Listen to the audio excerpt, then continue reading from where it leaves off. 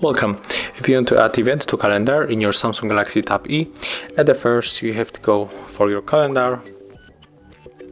Next, choose one of the day, click here, tap OK, and at the first we are able to add, we can add name of our event. And when we scroll down, we can change the start and the end. We can put it on the all day, we can add the location right here.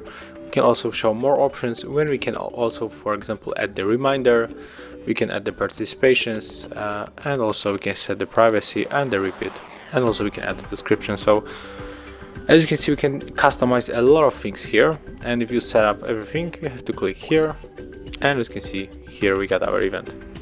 And that's how it looks. Thank you guys for watching. Leave thumbs ups, comments, and subscribe to our channel. See ya!